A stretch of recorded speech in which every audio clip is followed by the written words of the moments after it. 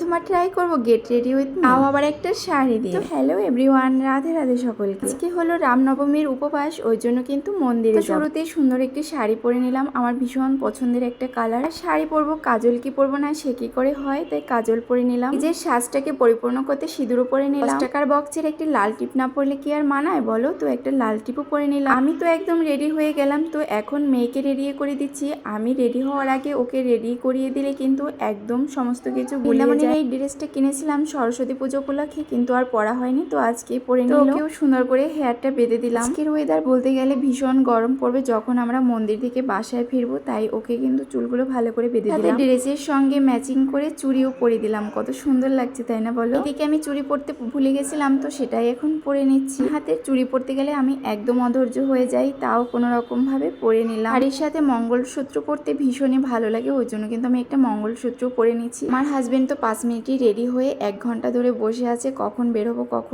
তো ফাইনালি বেরিয়ে পড়লাম। আর বলো শাড়ির কালারটা কেমন লাগছে তোমাদের। তো বৃন্দাবনীকে নিয়ে ওর বাবা যাচ্ছিল, আর আমার মেয়ে আমার দিকে বারবার ঘুরে তাকাচ্ছিল, কিছুতেই যাবে না। মায়ের হাত ধরেই ওকে নিচে নামতে হবে, তো বলেছি যাও আমি এক্ষুনি নামছি। তারপরে দেখো বাবার সঙ্গে কিন্তু নামছে আর আমার দিকে তাকাচ্ছিল। ওর বাবা যেহেতু ওকে খুব বেশি একটা টাইম দিতে পারে, তাই বাবার সাথে থাকলেও মাকে আগে খুঁজতেই হবে। সকাল সকাল তো বাসার পুজো দিয়ে নিচ্ছিলাম, রান্নাবান্না হয়নি। বৃন্দাবনীকে কালকে পায়েস খেয়ে দিয়েছিলাম। পরিকল্পনা করেছি রামনবমীতে উপবাস থেকে মন্দিরে গিয়ে ভগবান দর্শন করে প্রসাদ